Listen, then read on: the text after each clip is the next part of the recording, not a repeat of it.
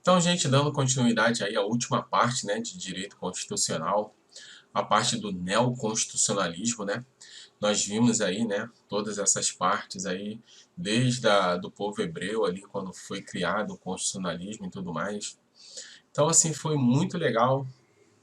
Depois dessa parte eu vou vir com 20 exercícios da Banca CESP de nível superior. Espero ter ajudado. Se inscreva no canal, curta o vídeo, dê o seu like, compartilhe para que esse curso cresça ainda mais, que possa alcançar várias pessoas e poder ajudar o máximo aí na aprovação.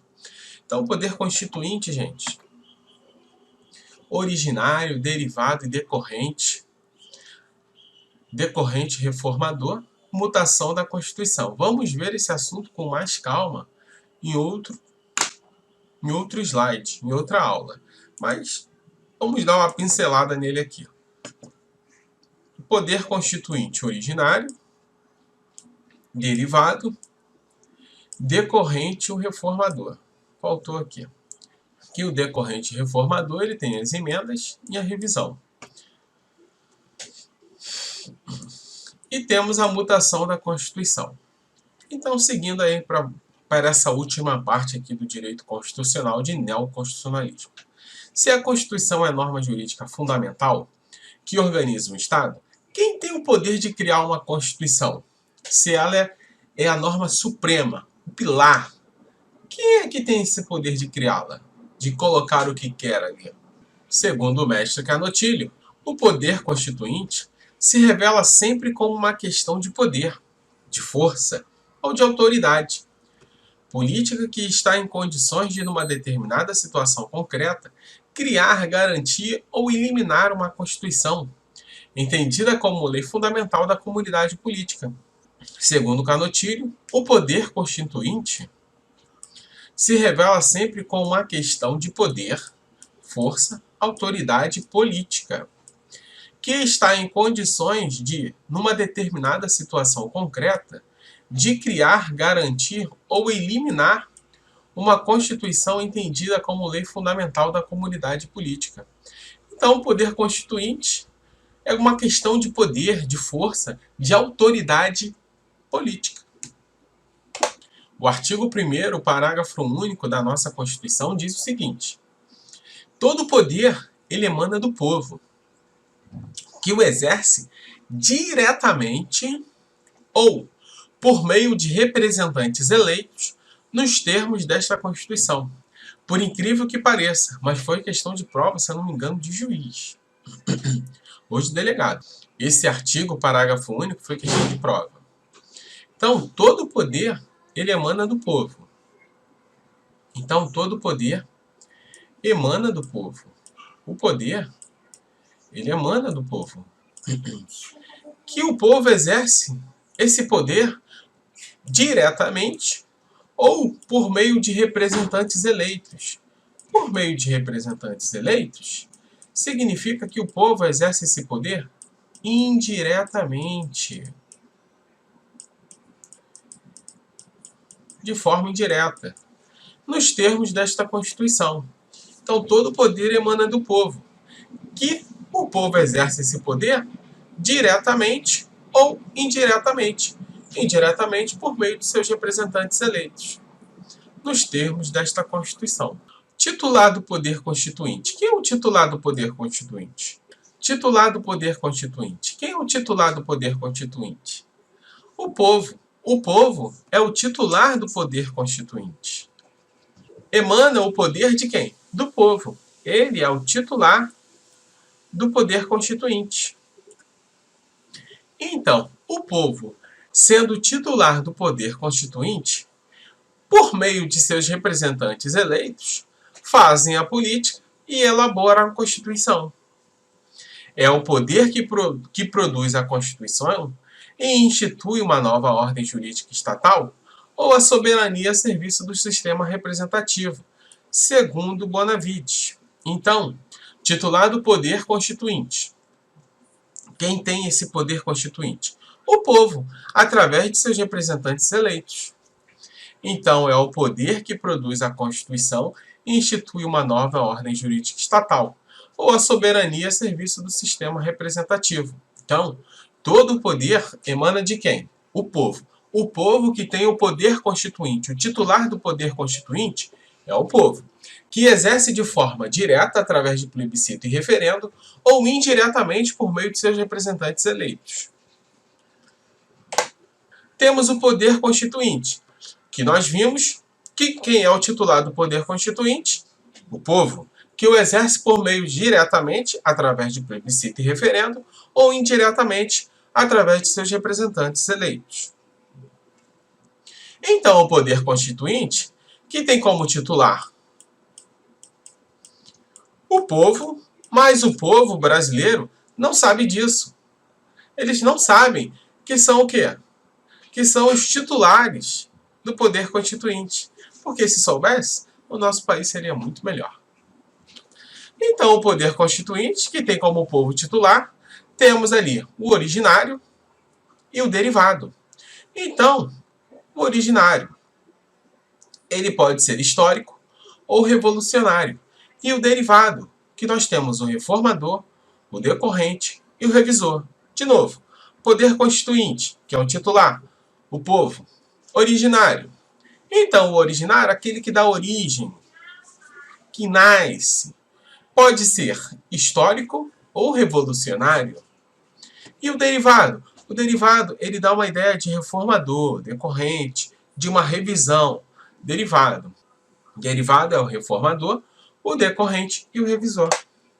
Poder constituinte originário. Poder constituinte originário.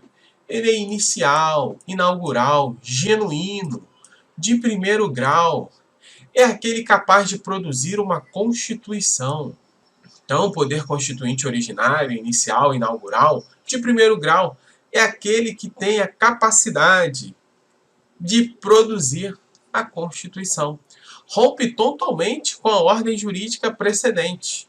Então, ele rompe totalmente com a ordem jurídica precedente. O poder constituinte originário. Ele pode ser histórico, como nós vimos, histórico ou revolucionário. Histórico, quando já decorre já de uma história, tem todos os valores. Revolucionário, nós vamos ver. O poder constituinte pode ser histórico quando institui pela primeira vez um determinado Estado. Também é conhecido como fundacional. Então, o histórico, quando institui pela primeira vez um determinado Estado, também é conhecido como uma fundacional. O revolucionário, ideia de revolução, que já existe algo, mas por aquela revolução se torna um outro algo. Revolucionário, ideia de revolução, que já tem algum documento, mas que não atende às expectativas do povo e faz um outro documento. Atua quando o Estado já está consolidado. Atua quando o Estado já está consolidado, já tem uma organização política, jurídica e tudo mais. Mas há um rompimento com a antiga ordem, com a antiga carta, com a antiga Constituição. Então, o poder revolucionário, ideia de revolução, que já tem o documento. O poder histórico ainda não tem o documento, mas tem aqueles valores ali da história, os valores sociais e tudo mais. Então, é a primeira Constituição. O poder constituinte originário, ele é ilimitado, incondicionado e por isso não prende aos limites do direito adquirido. Então, o poder constituinte originário, ele é 2 Is, ilimitado, incondicionado. E por ele ser ilimitado e incondicionado, ele não se prende aos direitos, aos limites do direito adquirido. Então, o poder constituinte originário, ele é ilimitado, ele é incondicionado. E por ele ser ilimitado e incondicionado, ele não se prende aos limites dos direitos adquiridos. O poder constituinte originário pode se manifestar por outorga, que é a decisão unilateral do agente revolucionário, ou por convenção, uma ação de Assembleia Nacional Constituinte. Então, o poder constituinte originário se dá por outorga ou por convenção. Por outorga, uma decisão unilateral, revolucionário. Então, por outorga, é uma decisão unilateral do agente revolucionário. Por convenção, uma ação de uma Assembleia Constituinte. Convenção, uma reunião de pessoas. Outorga, uma pessoa ali que fez uma revolução e deu origem à Constituição. Então, o poder constituinte pode ser por outorga ou por uma convenção. Poder constituinte derivado. Nós temos o poder constituinte derivado. Derivado de alguma coisa. Ele pode ser instituído, constituído, secundário, de segundo grau ou remanescente. Então, o poder constituinte derivado, ele decorre de outro. Então, ele é instituído, ele é constituído, ele é derivado, é secundário, de segundo grau, remanescente de algo. É condicionado, enquanto o originário é incondicionado, o poder constituinte derivado ele é condicionado. Enquanto que o poder constituinte originário ele é ilimitado, o poder constituinte derivado ele tem os seus limites. É condicionado aos limites impostos por quem? Pelo poder constituinte originário. Então, o poder constituinte derivado ele é condicionado aos limites do poder constituinte originário. Então, ele tem um certo limite ao poder constituinte originário, o poder constituinte derivado. Vamos às modalidades? Então, nós temos as modalidades. Reformador. O reformador é do derivado. Está meio analfabeto porque eu estou no mouse. Não tenho uma caneta ainda. Futuramente vou ter. O poder constituinte derivado reformador pode alterar a Constituição. Então, o poder constituinte derivado reformador, ele tem o poder de alterar a Constituição por procedimento próprio, sem que ocorra uma revolução. Sem que ocorra uma revolução. Então, o poder constituinte derivado reformador, ele tem o poder de alterar a Constituição sem que ocorra uma revolução. A ideia de revolucionário é o que promove as emendas constitucionais. Então, o poder constituinte reformador, ele é o responsável pelas emendas constitucionais. Quem promove as emendas constitucionais é o poder constituinte derivado reformador. É o que promove as emendas constitucionais dentro de uma Constituição. Ele tem o poder de alterar a Constituição através das emendas constitucionais. Deve respeitar as limitações estabelecidas pelo poder constituinte originário.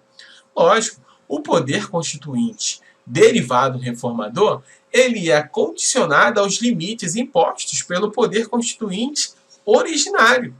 Logo, ele deve respeitar as limitações estabelecidas pelo poder constituinte originário. Não pode mudar a Constituição assim. Tem uma forma. Tem o que pode ser alterado e o que não pode. Sejam elas formais, sejam que as constituições formais ou as constituições materiais. Para alterar a Constituição no sentido material é um pouquinho bem mais complexo. Então, deve respeitar as limitações estabelecidas pelo poder constituinte originário, sejam elas formais, temporárias, circunstanciais e procedimentais. Materiais são as impressas ou as implícitas. Lembra que nós vimos lá que o direito ao idoso, à criança, ao meio ambiente não está totalmente elencado na Constituição, mas faz parte de uma Constituição material, mesmo não estando elencada dentro da Constituição. Implícitas. Beleza? derivado decorrente. Então, o poder constituinte derivado decorrente também é um poder jurídico.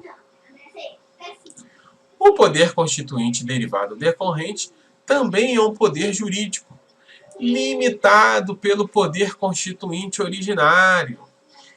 O poder constituinte derivado decorrente também ele é condicionado às limitações do poder constituinte originário. Também é um poder jurídico. A sua função é estruturar a Constituição dos Estados-membros. Então, o poder constituinte derivado decorrente decorre, ele faz o quê? Ele estrutura as constituições de cada Estado, dos Estados-membros. Então, temos a nossa Constituição Suprema, a originária, que nasce dali, não pode ir em desacordo às constituições dos estados, que decorrem. As constituições dos estados decorrem da originária e tem um limite. Ele é condicionado aos limites da Carta Magna, da Carta Suprema. Pode ser inicial, sim, nunca teve uma Constituição estadual. Responsável pela elaboração da primeira Constituição estadual. Ou uma de revisão estadual, que modifica o texto desta Constituição. Pode um Estado-membro já ter uma Constituição ou não, que ali já, se tiver, é uma revisão estadual, caso não tenha a primeira Constituição. Então, as constituições dos Estados nascem através do poder constituinte derivado decorrente. Então, as constituições estaduais, elas nascem do poder constituinte derivado decorrente. No artigo 5º da nossa Carta Magna, diz o seguinte: os Estados organizam-se e regem-se pelas constituições e leis que adotarem, observados os princípios desta Constituição. Quais são esses princípios? Temos 3. Então, segundo o artigo 25 da Constituição, diz assim: os Estados organizam-se e regem-se pelas constituições e leis que adotarem, observados os princípios dessa Constituição. Os Estados, eles organizam-se e regem-se pelas constituições e leis que adotarem, observados os princípios desta Constituição, da Constituição Federal. Então, os Estados, eles vão se organizar pelas constituições deles e pelas leis que adotarem, observado o quê? Ele é condicionado aos limites do poder constituinte originário, dos princípios desta Constituição. Quais são esses princípios? Os princípios sensíveis, os princípios estabelecidos e os princípios extensíveis. Os princípios sensíveis, estabelecidos e os extensíveis. Sensíveis, estabelecidos e os extensíveis.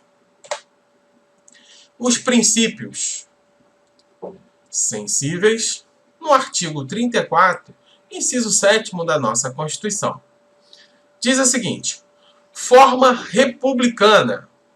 O nosso sistema é um sistema representativo. A forma, ela é republicana, enquanto que o sistema é representativo. E o nosso regime, ele é democrático. Então, nós temos a forma, o sistema e o regime, princípios sensíveis. Nós temos a forma, o sistema e o regime. A forma republicana, o sistema representativo, o regime democrático. Então, gente, olha, artigo 34, inciso 7º da Constituição, princípios sensíveis. Nós temos a forma, o sistema e o regime. A forma, ela é republicana. O sistema é um sistema representativo. E o regime ele é democrático. Direitos da pessoa humana. Direitos da pessoa humana. Autonomia municipal.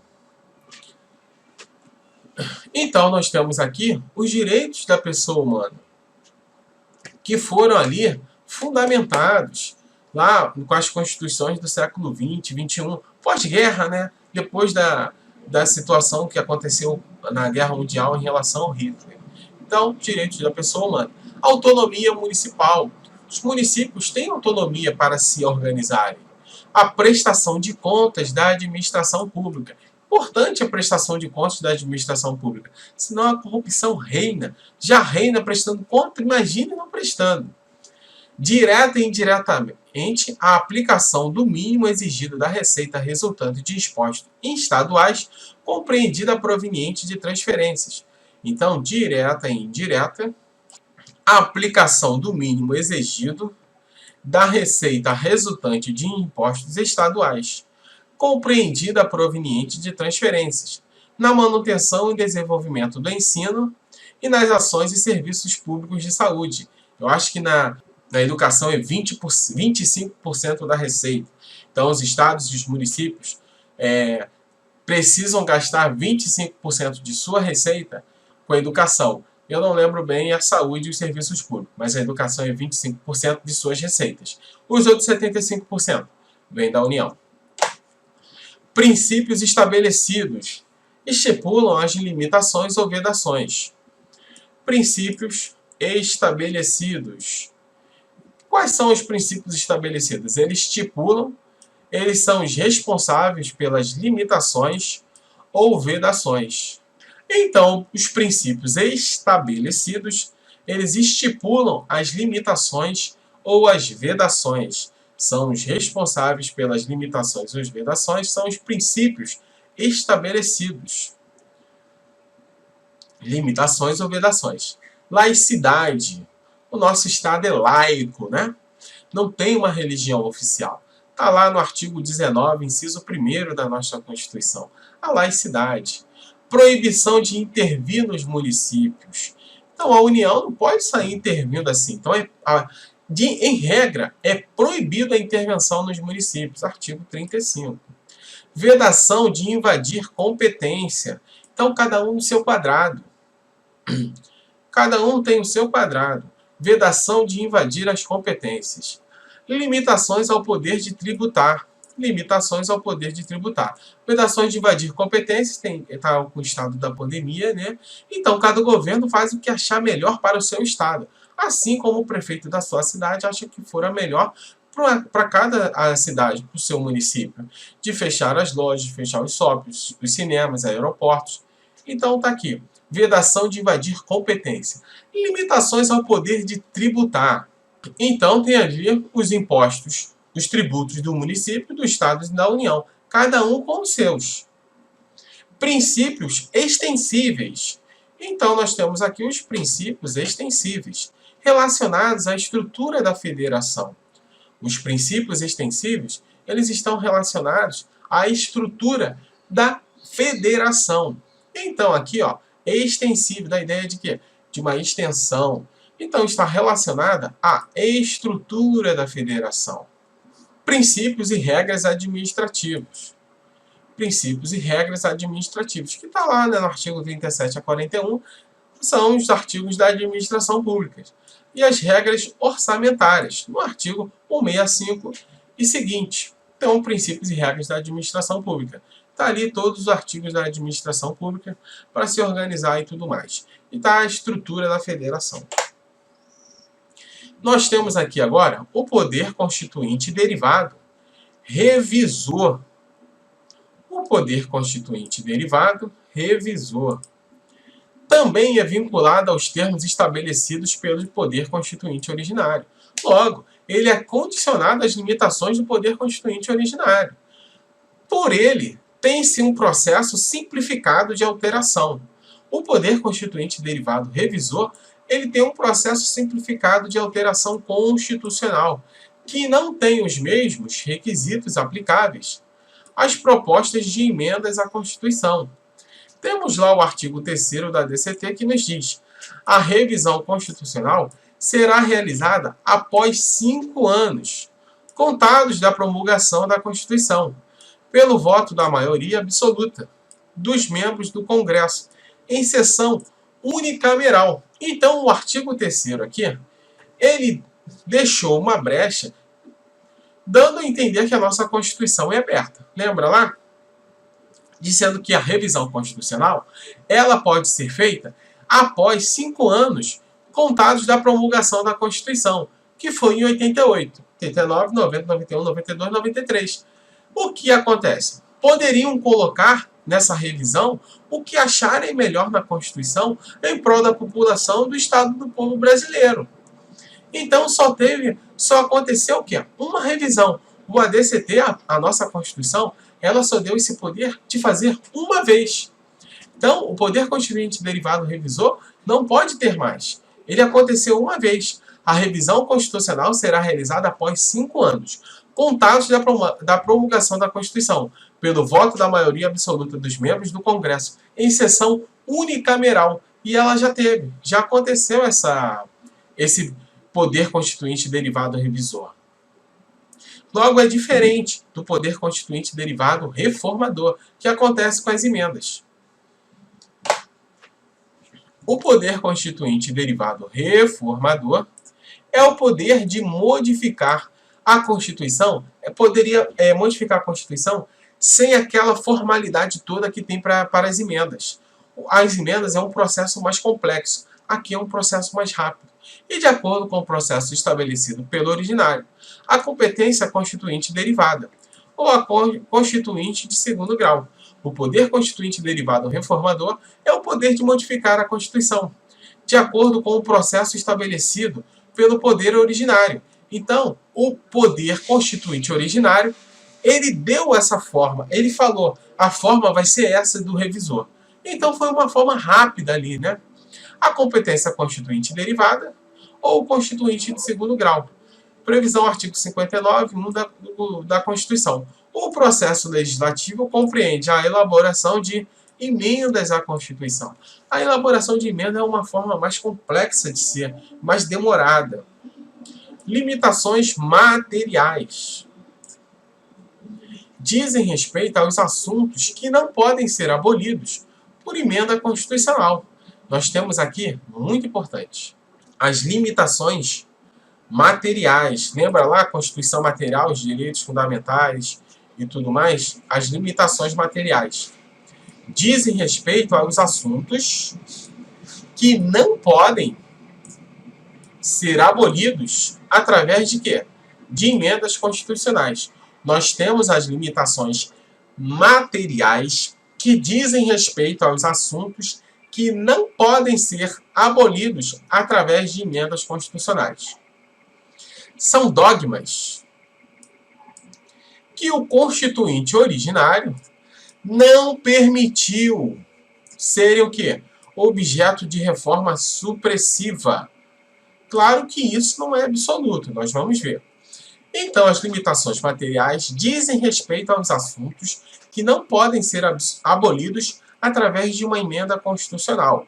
São dogmas que o constituinte originário deixou ali cravado, que não permitiu serem o quê? Objeto de uma reforma supressiva.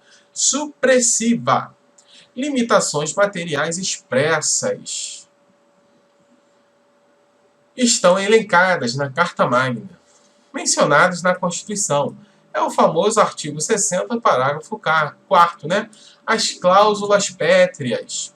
As limitações materiais expressas são as cláusulas pétreas elencadas no artigo 60, no parágrafo 4º. As limitações materiais implícitas, nós temos também as implícitas, de lá o direito à criança, né? Ao respeito do direito à criança, da dignidade da pessoa humana, o Estatuto do Idoso, meio ambiente, deduzidas a partir de estudos constitucionais, mesmo não estando na Constituição, mas elas são ditas como uma Constituição material. O poder constituinte reformador manifesta-se por meio de emendas constitucionais. O poder constituinte reformador manifesta-se por meio através de emendas constitucionais e altera o conteúdo escrito da Constituição. O poder constituinte reformador, ele manifesta-se por meio de emendas constitucionais e altera o conteúdo escrito da nossa Constituição. É um poder derivado limitado, condicionado por limitações explícitas e implícitas. O poder constituinte reformador, ele é um poder condicionado, limitado, derivado por limitações explícitas e implícitas de quem? De quem? De quem? Do poder constituinte originário. As limitações explícitas são de caráter procedimentais. Estão no artigo 60, incisos 1, 2 e 3, parágrafos 2º e 3º e 5º. Circunstanciais, lá no artigo 60, parágrafo 1º. Materiais são as cláusulas pétreas. Então, nós temos aqui as limitações explícitas, que elas podem ser procedimentais, circunstanciais ou materiais. Nós temos as limitações explícitas, que podem ser procedimentais, no artigo 60, o procedimento de como vai fazer aquele procedimento. No artigo 60, inciso 1, 2 e 3, os parágrafos 2º, 3º e 5º. As circunstanciais, numa circunstância, o artigo 60, parágrafo 1º. E as materiais, o artigo 60, parágrafo 4º. A doutrina identifica também as limitações implícitas.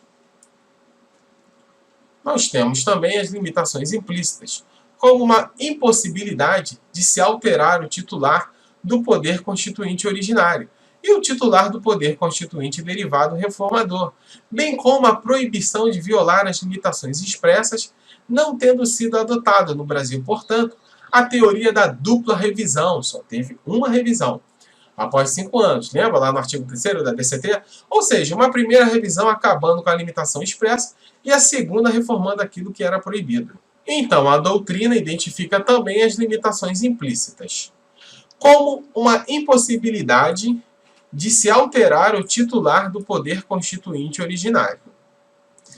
Logo, nós temos o quê? As limitações implícitas.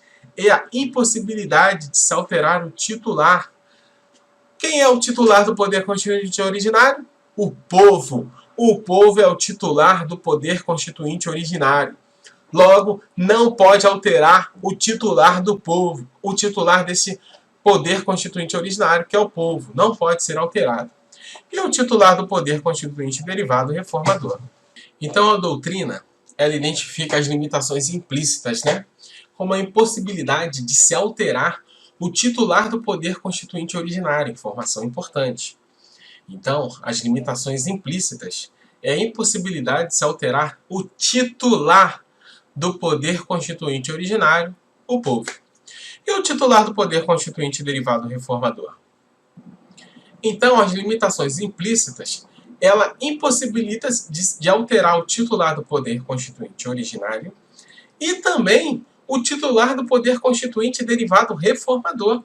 As limitações implícitas alcançam também a impossibilidade de alterar o titular do poder constituinte derivado reformador, bem como a proibição de violar as limitações expressas, bem como a proibição de violar as limitações expressas, não tendo sido adotada no Brasil, portanto, a teoria da dupla revisão.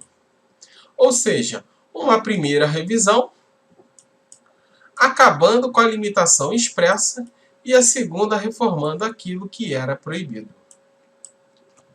Logo, a proibição de se violar as limitações expressas.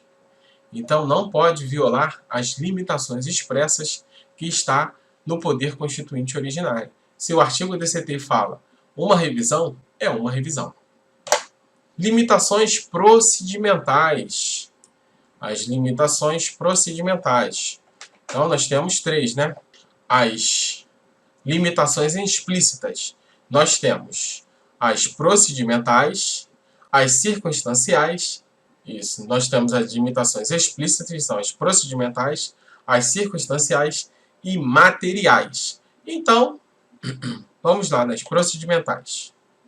Mas antes tem aqui o artigo 60, parágrafo 4º. Vamos a ele, que diz o artigo 60, parágrafo 4º da nossa Constituição.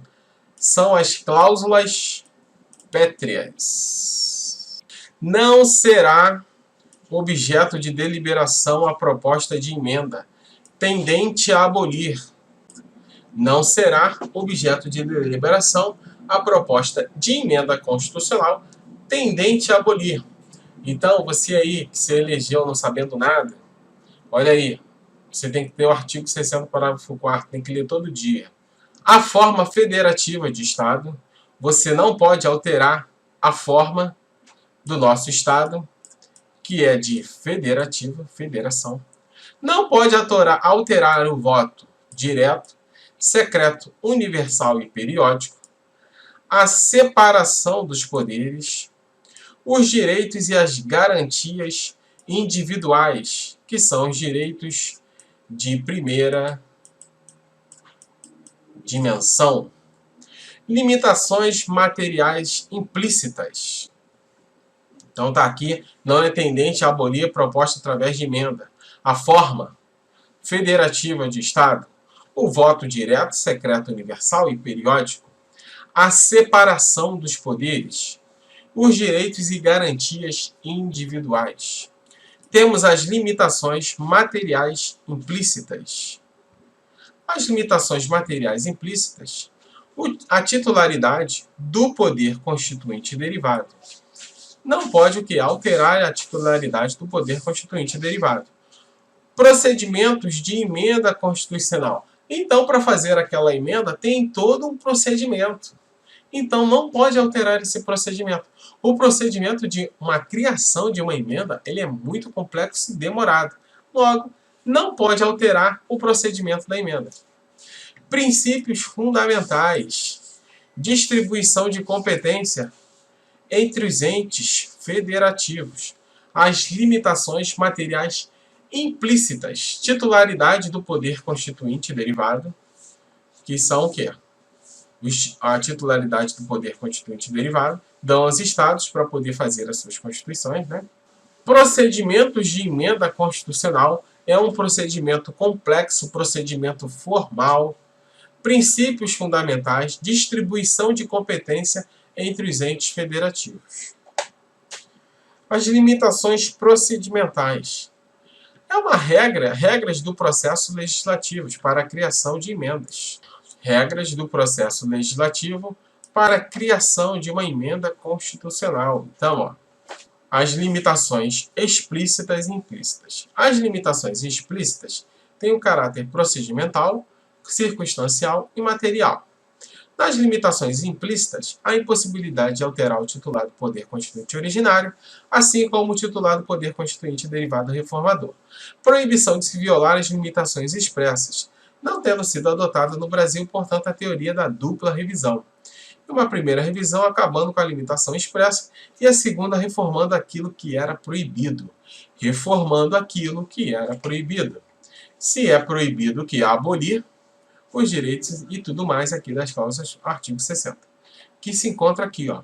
São as materiais. O artigo 60 são as cláusulas pétreas. Que se encontra no quê? Nas limitações explícitas. Limitações explícitas materiais. E nós temos as limitações materiais implícitas. As limitações implícitas, materiais implícitas. Titularidade do poder constituinte derivado. Procedimentos de emenda constitucional. Os princípios fundamentais. Então, olha só. Nós temos aqui as materiais. Das materiais, nós temos a explícita e a implícita. Então, a explícita é o artigo 60, parágrafo 4º. E nós temos as limitações materiais implícitas, que são a titularidade do poder constituinte derivado, as limitações materiais implícitas, limitações do titular do poder constituinte derivado, procedimentos de emenda constitucional, não pode se alterar o que? O procedimento dessa emenda constitucional, e os princípios fundamentais, a distribuição de competência entre os entes federativos. Limitações materiais explícitas, artigo 60, parágrafo 4º, as cláusulas pétreas. Limitações materiais implícitas, titularidade do poder constituinte derivado, procedimento das emendas constitucionais, os princípios constitucionais e a distribuição de competência entre os entes federativos. Limitações procedimentais, regras do processo legislativo para uma criação da emenda constitucional. A regra do processo legislativo para criar. Aqui são os procedimentos da emenda constitucional, são os procedimentos de emenda constitucional. Aqui as regras do processo legislativo para criar. Então, as limitações circunstanciais, circunstâncias excepcionais que impedem a reforma constitucional. As limitações circunstanciais são as circunstâncias excepcionais que impedem a reforma constitucional, uma anormalidade política. O artigo 60, parágrafo 1º. Limite temporal, impossibilidade de reapresentação na mesma sessão legislativa de matéria rejeitada. Artigo 60, parágrafo 5º. Então, ó, limitações circunstanciais, circunstâncias excepcionais que impedem a reforma constitucional. Uma anormalidade política. Só ver o artigo 60, parágrafo 1º. Limite temporal. Impossibilidade de reapresentação na mesma sessão legislativa de uma matéria rejeitada. Então, teve uma matéria lá modificando o ECA. Foi rejeitada. Então, ali, ó, um limite temporal. Na mesma sessão legislativa, não pode se apresentar aquela mesma matéria. Porque naquela sessão legislativa, ela foi o quê? Ela foi rejeitada. Precisa esperar uma outra sessão. Originário e derivado. Então, aqui nós temos o poder constituinte originário. As características do poder constituinte originário e derivado. Então, o poder constituinte originário ele é inicial, histórico, revolucionário. Ele é autônomo, não decorre de ninguém. Ilimitado, incondicionado, são os Is. Inicial, incondicionado e ilimitado. Inicial, ilimitado e incondicionado. Ele é autônomo. Poder de fato, poder político e permanente. Poder de fato, poder político e permanente. Vamos ver o derivado. O derivado ele é secundário. De quem? Do originário. O derivado ele é dependente. De quem? Do originário. O derivado ele é limitado. De quem? Do originário. Ele é condicionado. Do originário. Poder jurídico. Então, o derivado ele é secundário, dependente, limitado, condicionado do originário. E também é um poder jurídico. Reforma constitucional. Então, nós temos aqui a reforma constitucional. É a modificação do texto. A reforma constitucional é a modificação do texto da Constituição, mediante mecanismos definidos pelo Constituinte originário. A reforma da Constituição é uma modificação do texto mediante mecanismos definidos pelo Constituinte originário. E nós temos também as mutações constitucionais, que é a mudança da interpretação.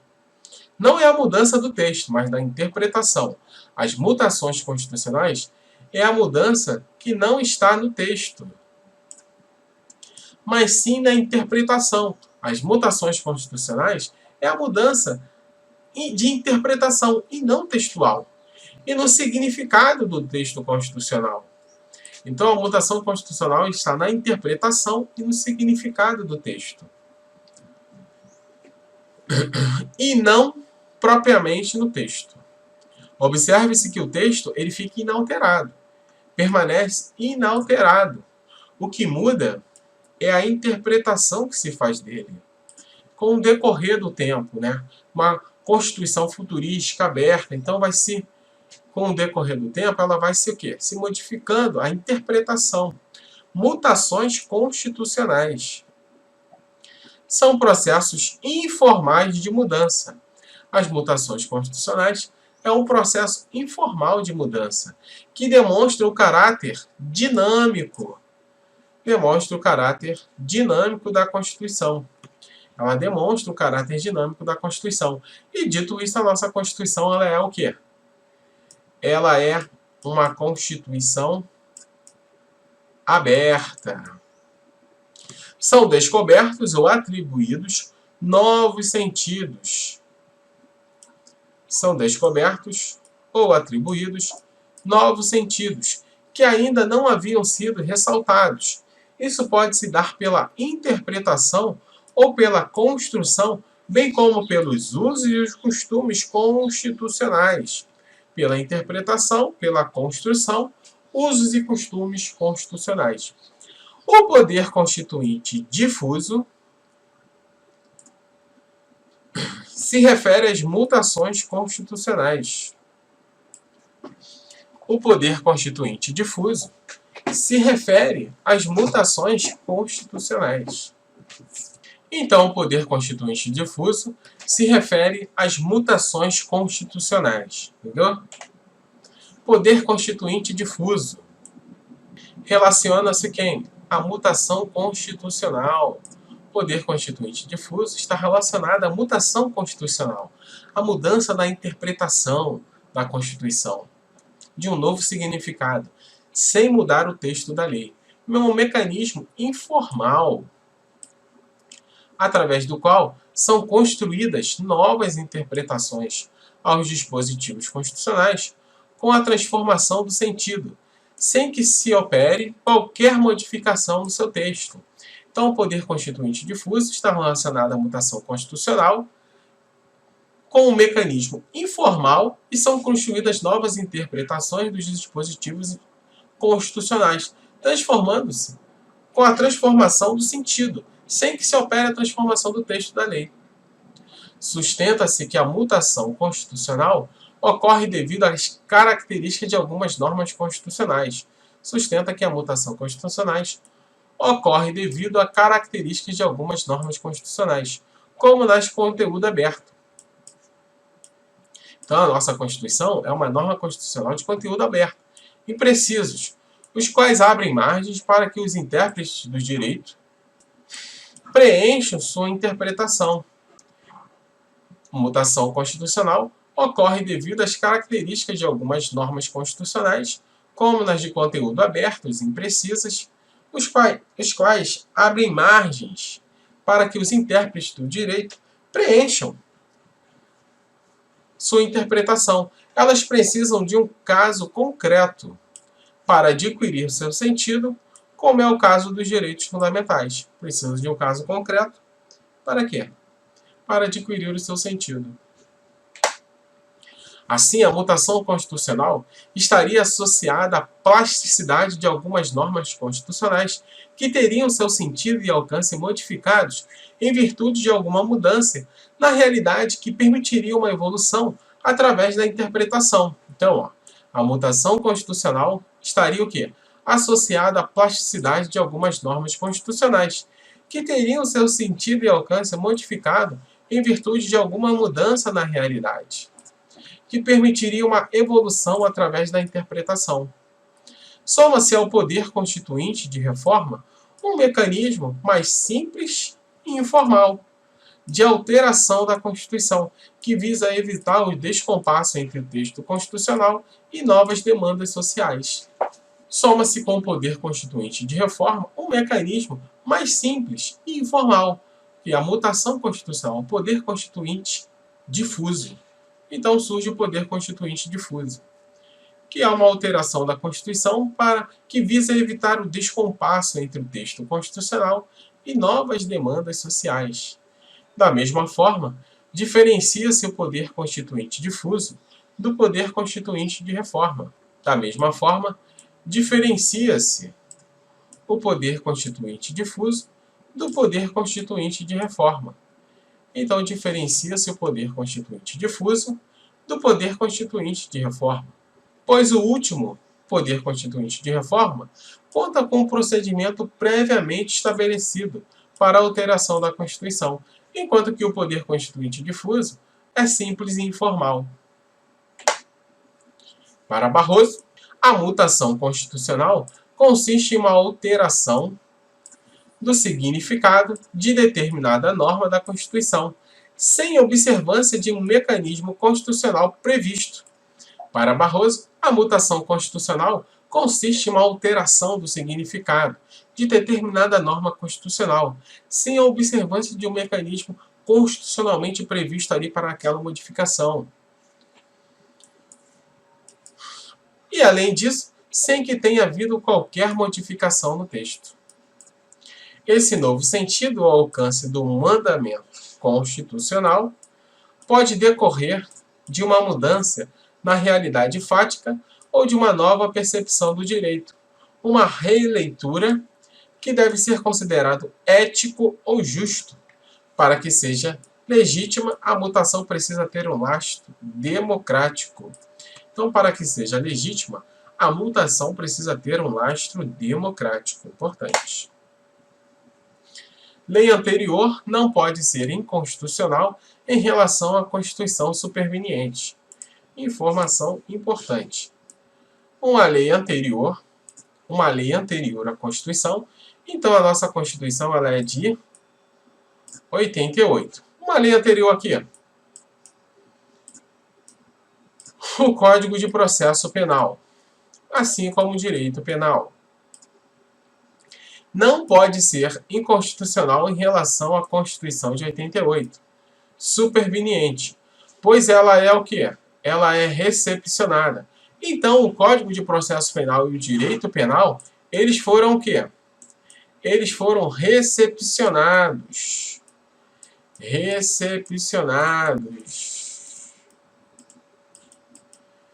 Por esse motivo, não há que se falar em inconstitucionalidade, pois eles foram recepcionados.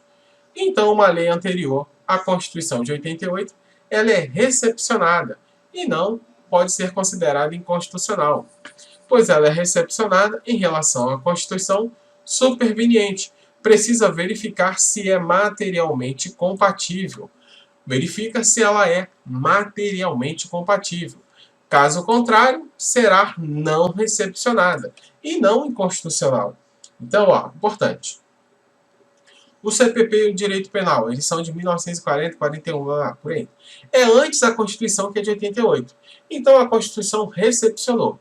Se ela recepcionou, porque ali está de acordo com a Constituição. Caso não fosse de acordo, precisa verificar se é materialmente compatível. Se não for materialmente compatível, ela não seria recepcionada. E não é inconstitucional, ela é não recepcionada. Logo, esta norma anterior não tem a ver se é ou não inconstitucional.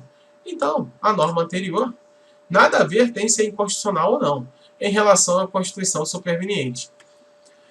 Logo, não há que se falar de norma anterior ser inconstitucional e não em relação à Constituição superveniente de 88. Ela é recepcionada ou ela não é recepcionada. Se o conteúdo for compatível, materialmente, verifica se é materialmente compatível. Se o conteúdo for compatível, a norma anterior será o quê? Recepcionada. Precisa ser compatível o quê? De forma material, gente.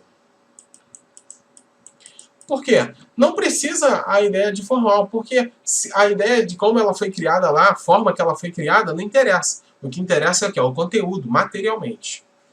Então, se o conteúdo for compatível, material, a norma anterior será recepcionada, mesmo que sua forma não seja mais admitida pela Constituição superveniente. Então, não importa se ela é formalmente compatível ou não. O que importa é se ela é materialmente compatível. Se ela é materialmente compatível, ela é recepcionada. Se ela é materialmente incompatível, ela não é recepcionada e nada tem a ver com inconstitucionalidade. A ideia de derrotabilidade. Questão de prova, isso aqui já foi. Ideia de derrotabilidade de regras. Refere-se o quê? A possibilidade de superação de regras em casos excepcionais. A ideia de derrotabilidade de regras refere-se à possibilidade de superação de regras em casos excepcionais. É o afastamento de sua aplicação em determinados casos.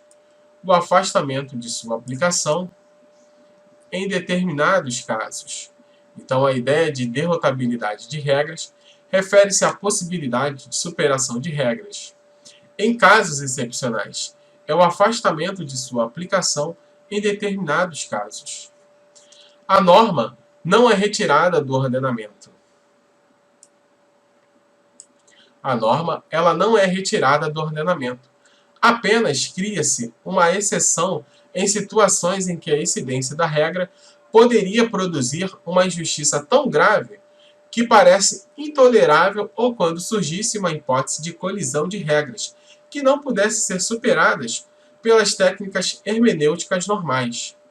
Então, a norma não é retirada do ordenamento, mas cria-se uma exceção em situações em que a incidência de regra poderia produzir uma injustiça tão grave que parece intolerável ou quando surgisse uma hipótese de colisão de regras que não pudesse ser superadas pelas técnicas hermenêuticas normais, segundo Barcelo.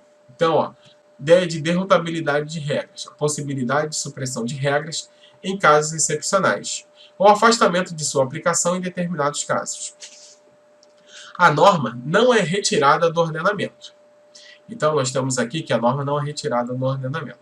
Apenas se cria uma exceção em situações em que a incidência da regra poderia produzir uma injustiça. Então, se cria uma exceção em situações que a determinada regra ali poderia ocasionar uma injustiça tão grave que parece ser intolerável quando surgisse uma hipótese de colisão de regras que não pudessem ser superadas pelas técnicas hermenêuticas normais. De acordo com fontes, derrotabilidade de regras significa que uma norma pode alojar infinitas exceções implícitas e imprevisíveis, que em um dado caso concreto justificam seja episodicamente afastada, que justificam que elas sejam afastadas. A ideia de afastar uma determinada regra para não prejudicar, a pretexto de fazer justiça ou de assegurar os seus fins, permanecendo íntegro o texto, que alberga o seu comando. Na feliz síntese de Casterbeck, derrotabilidade deve ser entendida como a capacidade de acomodar exceções. Então, ela afasta, ela é uma exceção, né, de afastar, né, para não produzir uma injustiça tão grave. Afasta uma determinada norma para não produzir uma injustiça tão grave. A ideia de derrotabilidade. Para a fonte Neles, a paternidade da teoria da derrotabilidade das regras é atribuída a Hart. Em seu ensaio The Aspect of Responsive Anti-Right, o filósofo empregou a expressão defeasibility, cuja tradução para português é prejudicada pela inexistência de um correspondente exato. Entre nós, o termo quer significar que a regra é superada, temporariamente vencida, episodicamente derrotada. Vemos que na teoria geral do direito, uma norma jurídica incide no suporte fático quando a hipótese é abstratamente descrita no arquiteto legal se verifica no mundo fenômeno. Porém, Hart defendeu em seu trabalho que, ainda que isso venha a acontecer, umas exceções podem impedir a incidência da norma, como se os enunciados normativos contivessem uma expressão imaginária, a menos que o método teológico busque a finalidade da norma. O método teológico busca a finalidade da norma, que às vezes irá além daquilo que realmente é escrito. Exemplo, a expressão casa, que não apenas significa o local de residência, mas há outros significados, como, por exemplo, consultório de um médico. Teleológico, método teleológico, busca a finalidade da norma, que às vezes irá além daquilo realmente que está escrito. Então, nós temos o método teleológico, que busca a finalidade da norma, que às vezes irá além daquilo que realmente está escrito. Por exemplo, na Constituição nós temos a palavra casa, significado local de residência, mas que outro significado pode ser um consultório, local de trabalho.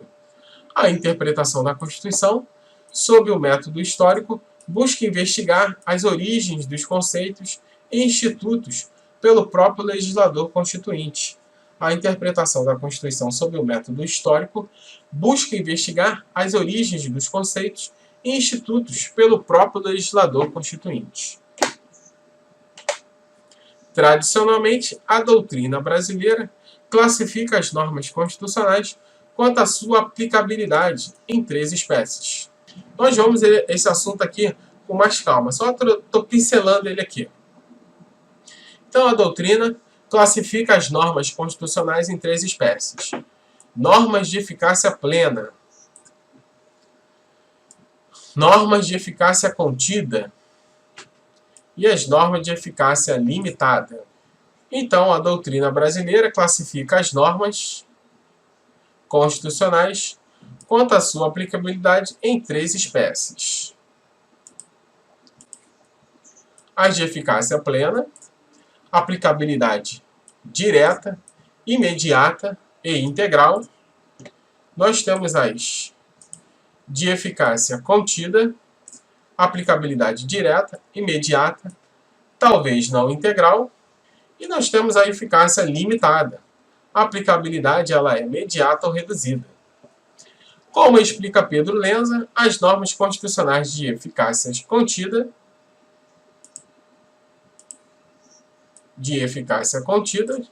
ou prospectiva têm aplicabilidade direta e imediata, mas possivelmente não integral, embora tenham condições de, quando da promulgação da nova Constituição ou da entrada em vigor, produzir todos os seus efeitos. Poderá a norma infraconstitucional reduzir a sua abrangência. A restrição de referidas normas constitucionais pode se concretizar não só através de lei infraconstitucional, mas também em outras situações, pela incidência de normas da própria Constituição, desde que ocorra certos pressupostos de fato. Por exemplo, a decretação do estado de defesa ou de sítio, limitando diversos direitos. Então, como explica Pedro Lenza, as normas constitucionais de eficácia contida, que temos aplicabilidade direta e imediata, mas talvez não integral. Embora tenham o quê? Condições de, quando da promulgação da nova Constituição ou da entrada em vigor, artigo 5º, parágrafo 3º, produzir todos os seus efeitos. Poderá a norma infraconstitucional reduzir a sua abrangência. Pode a norma infraconstitucional reduzir a abrangência. A restrição de referidas normas constitucionais pode se concretizar não só através de lei infraconstitucional. Então, a norma de eficácia contida, uma aplicabilidade direta e imediata, mas não integral. Por quê? Ela pode ser restringida através de uma norma infraconstitucional. Então, a restrição de referidas normas constitucionais pode ser concretizar não só através de lei infraconstitucional, mas também em outras situações, pela incidência de normas da própria Constituição. Então, a própria Constituição, ou então as normas infraconstitucionais, ela pode ali restringir determinados artigos da própria Constituição, desde que ocorram certos pressupostos de fato. Por exemplo, a decretação do estado de defesa ou de sítio, limitando diversos direitos. Então, a própria Constituição ali decreta o estado de defesa e de sítio, e ali no próprio artigo, ela limita vários direitos que a própria Constituição nos dá. O preâmbulo constitucional estabelece as diretrizes políticas.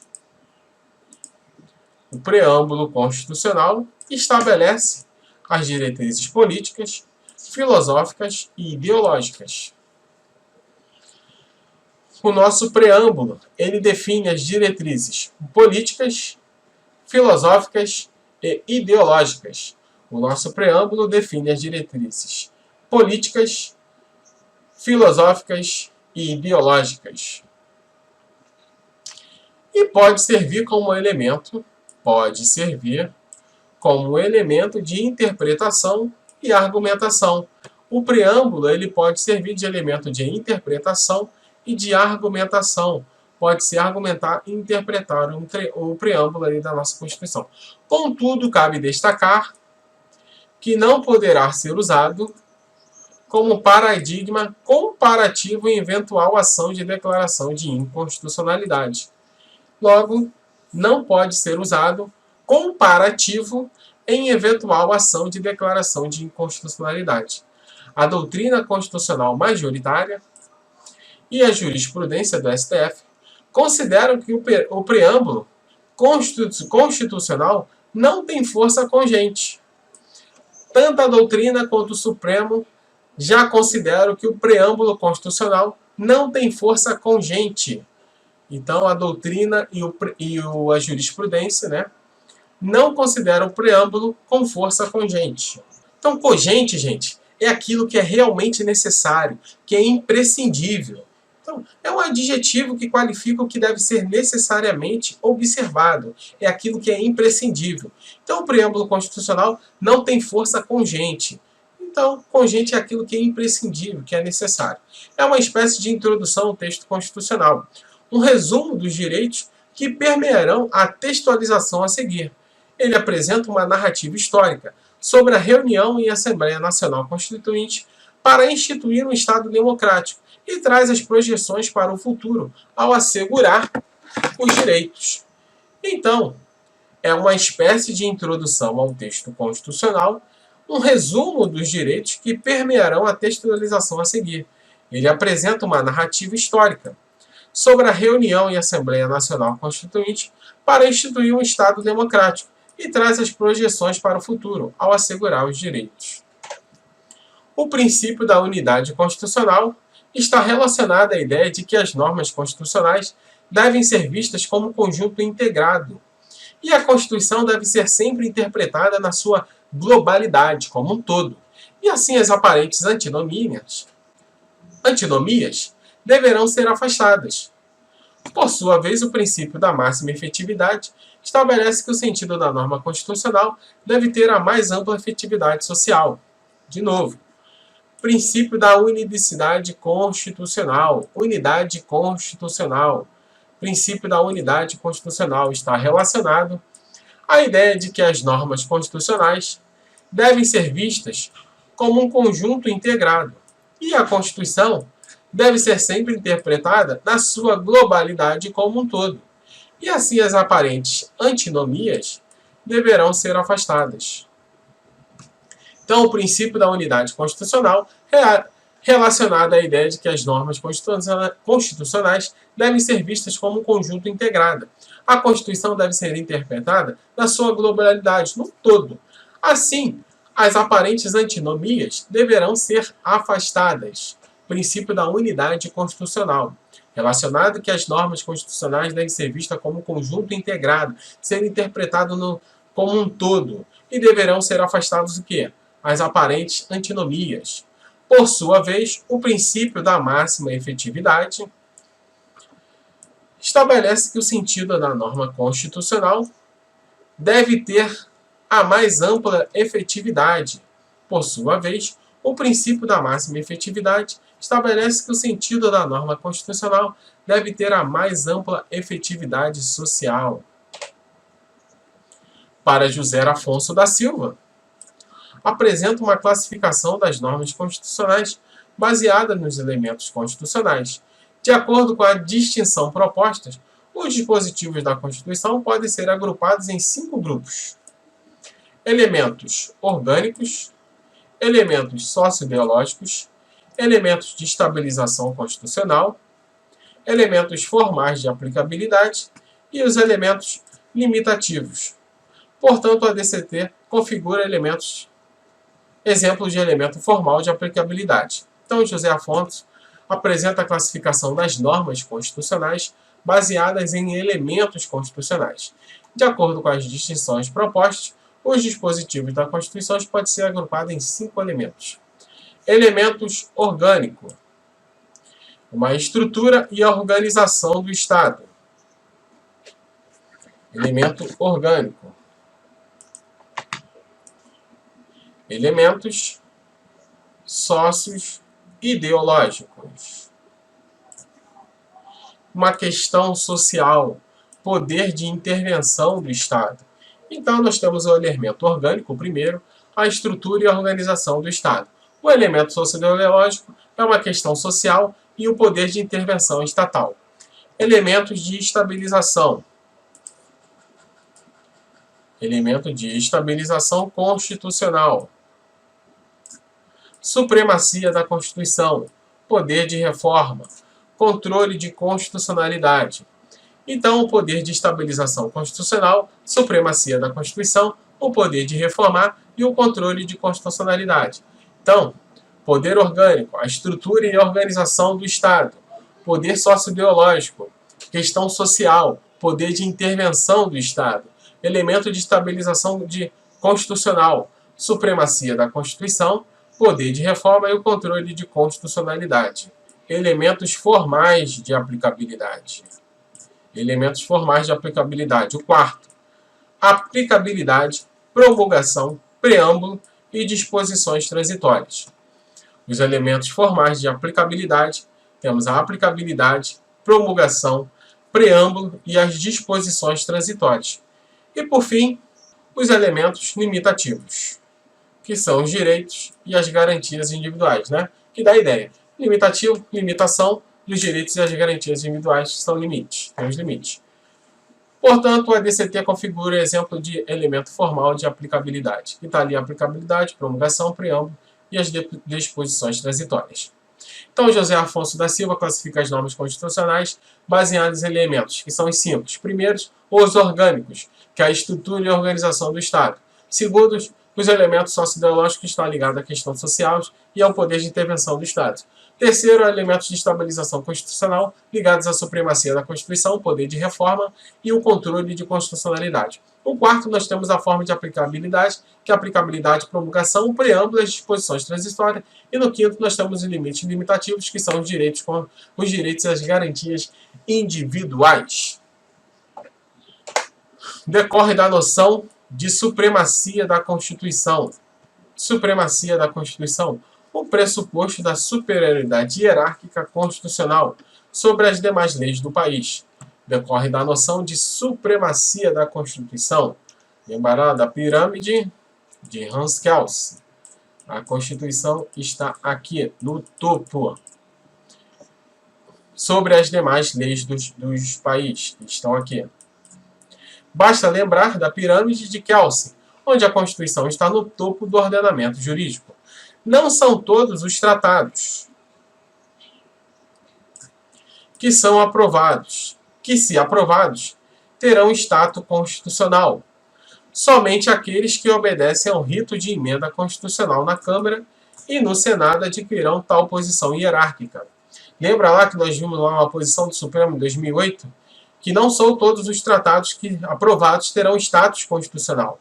Mas, se eles forem aprovados, obedecendo ao rito da emenda constitucional, lá no parágrafo 3º do artigo 5º da nossa Constituição, e no Senado, adquirirão tal posição hierárquica.